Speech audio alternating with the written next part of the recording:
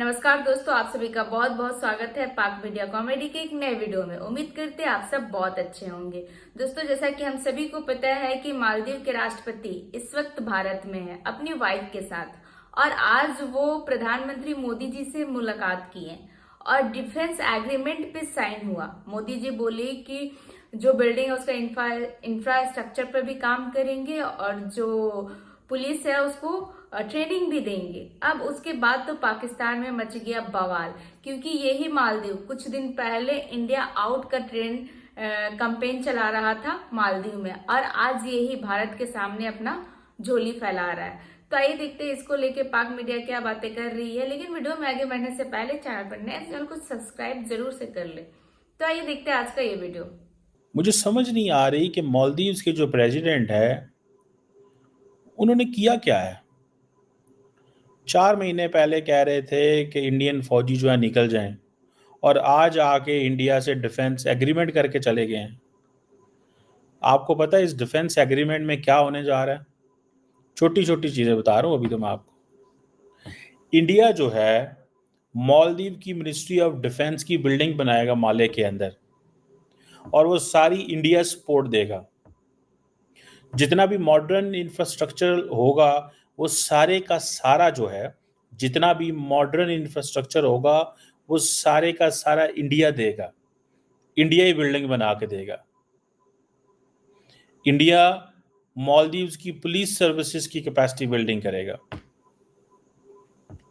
ये मतलब ये इस तरह शुरू होने लगी ये बात। इंफ्रास्ट्रक्चर भी देंगे, ट्रेनिंग भी देंगे, और जो बेस्ट नॉलेज है, प्रैक्टिसेस हैं, वो भी उनको देंगे। ये उन्होंने अब जो बात, ये मैं सिर्फ डिफेंस एंड सिक्योरिटी कोऑपरेशन की बात कर रहा हूँ। अब आपको पता है एक चीज़ का कि मालदीव जो है उसका जो एक्सक्लूसिव इकोनॉमिक जोन है जिसे ईईजी बोलते हैं, मतलब ये समझ लें कि किसी भी मुल्क की जो बॉर्डर लाइन होती है जहाँ से उसका सी शोर से आगे, तो 200 नॉटिकल माइल तक वो किसी मुल्क का एक्सक्लूसिव इकोनॉमिक जोन होता है, जहाँ पे वो अपनी इकोनॉमिक एक्टिविटीज़ कर सकते हैं, फिशिंग, ऑयल, वट जो भी बॉर्डर से 200 नॉटिकल माइल तक आए वो सारा कुछ उस मुल्क का होता है। अब मालदीव को ये एडवांटेज है कि उसका ईजी बहुत बड़ा है बिकॉज ऑफ दी आइलैंड्स। ठीक है जी। तो अब वहाँ पे डबल ईजी यानी एक्सक्लूसिव इकोनॉमिक जोन होने की वजह से उनके traditional and non traditional maritime challenges भी उतने ज़्यादा हैं। उनको फिशिंग के भी फायदे हैं, लेकिन उसकी वजह से ड्रग स्मगलिंग भी हो रही है, टेररिज्म भी बीच में आ गया।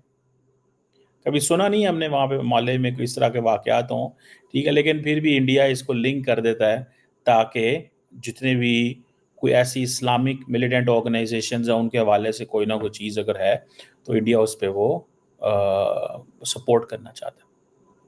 सो वो प्रेसिडेंट मौजू जो इंडिया के 20 फौजी 30 नहीं देखना चाहता था, आज उसने कहा है कि हमारी जो फौज की बड़ी बिल्डिंग है वो आप बना दें। 5 लाख का मुल्क है तो सारी बात है, फौज की क्या मतलब कितनी को बेचारों की फौज होनी है, लेकिन फिर भी एक इंडिपेंडेंट सॉवरन मुल्क तो है ही है ना। ऐसे तो नहीं है कि वो मुल्क इंडिपेंडेंट सॉवरन नहीं है। बहरहाल अब ये जो प्रेसिडेंट मौजू के साथ हुआ है, और दूसरा नरेंद्र मोदी साहब ने ये भी कह दिया है कि जनाब मैं आऊँगा, मैं मालदीव्स आऊँगा। और सबसे इंपॉर्टेंट चीज़ ये है कि इंडिया और मालदीव्स इस चीज़ पे एग्री हो गए हैं कि वो economic and maritime security partnership करने जा रहे हैं। Economic and maritime security partnership करने जा रहे हैं। और इम्पॉर्टेंट चीज़ ये है कि एक तो सारी बात है नेबरहुड फर्स्ट पॉलिसी की उन्होंने बात की इंडिया ने, दूसरा उन्होंने कहा जी कि हमारा वो सगार की बात की है, ठीक है जी, और हम हर तरह इंडिया उसके साथ मालदीव के साथ खड़े हुए हैं।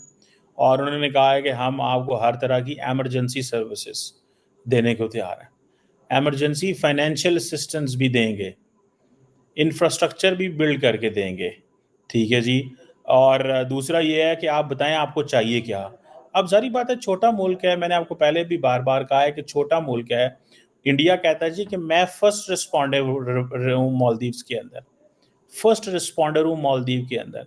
भले कोविड-19 की पेंडेमिक हो, भले 2014 में एक वाटर क्राइसिस आया था मालदीव्स के अंदर वो हो, ऊपर से मालदीव जो है उसको उन्होंने $400 मिलियन की जिसे वो कहते हैं ना कि सपोर्ट ऑलरेडी दे दी है।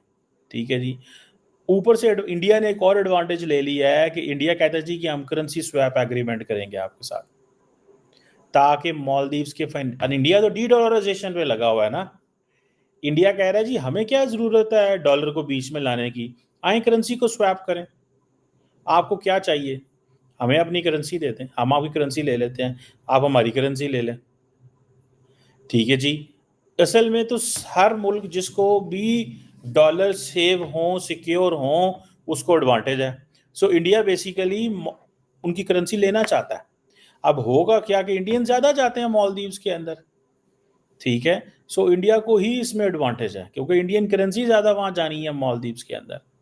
लेकिन इंडिया को इस चीज़ का एडवांटेज है कि जितने भी इंडियंस वहाँ पे जाएंगे उन सब के सबको एक जो उनकी करेंसी अवेलेबल होगी। देन जब ये करेंसी स्वैप एग्रीमेंट उनके साथ कर लिया, अब वो कह रहे हैं कि जनाब हम एक comprehensive economic and maritime security partnership आपके साथ चाहते हैं। वो बाकी फिर उसके आगे लफ्ज़ होते हैं जी पीपल सेंट्रिक होगा, ये होगा, वो होगा। ठीक है जी। सो ये अगर आप इस चीज़ को समझें कि इंडिया ने बेसिकली मौजू को विन कर लिया, ये चीज़ जो है वो आम पब्लिक की अगर देखा जाए तो उस तरह नहीं आएगी, लेकिन इंडिया ने समहाउ दे हैव वन मौजू साहब जो हैं वो उन्होंने घेर ली है। ठीक है। और अब देखना ये है कि अब चाइनीज़ इस पे क्या करते हैं। इंडिया का दिल है कि मालदीव जो है वो ब्रिक्स की मेंबरशिप के लिए अप्लाई करें और हम कहें जी कि हाँ जी आ जाएं हम आपको ब्रिक्स की मेंबरशिप देते हैं, लेकिन वो कहते हैं जी कि अभी मालदीव्स ने ब्रिक्स की मेंबरशिप के लिए अप्लाई नहीं किया। तो वो जिसे कहते हैं ना वो ब्रिक्स की मेंबरशिप के लिए अप्लाई करना तो कोई मुश्किल काम नहीं है। चाइना भी उनको सपोर्ट करेगा, इंडिया भी सपोर्ट करेगा। ठीक है। सो ये चीज़ें जो हैं इंडिया और मालदीव्स के दरमियान ये आई हैं। ठीक है। मोदी साहब जा वैसे ही रहे हैं, उन्होंने कहा ठीक है हम जाते हैं वहाँ पे जाके देखते हैं। अब होगा क्या, मोदी साहब कैसे जाएंगे? द मोमेंट मालदीव्स जो है वो पॉजिटिवली रिस्पॉन्ड करना शुरू करेगा इंडिया को, ठीक है, इंडिया अगले स्टेप लेगा जिसमें मोदी साहब का वहाँ पे जाना। मैंने आपको ये कल कहा था कि अगर प्रेसिडेंट मौजूद जैसे ही पावर में आए थे और वो पहला दौरा ही इंडिया का कर लेते तो ये प्रोटोकॉल्स ये सारी चीज़ें ना होती, ये स्टेट गेस्ट के विजिट ना होते। वो चाइना चले गए, इंडिया को हाथ पाँव को पड़ गए, उन्होंने कहा उनकी करिए किस तरह करिए। ऑब्वियसली हर मुल्क को ये होता है, हर मुल्क के लिए ये मसला तो होता है ना। तो ये था आज का वीडियो। आज के वीडियो के बारे में आप क्या सोचते हैं, अपनी राय कमेंट में जरूर दीजिए। वीडियो अच्छा लगता है तो लाइक शेयर कर दे, चैनल पर नए चैनल को सब्सक्राइब भी कर ले और बेल आइकॉन भी प्रेस करें ताकि लेटेस्ट वीडियो का नोटिफिकेशन आपको सबसे पहले मिले। तो फिर आपसे मिलता है अगले वीडियो में। अपना ख्याल रखें। जय हिंद, जय भारत।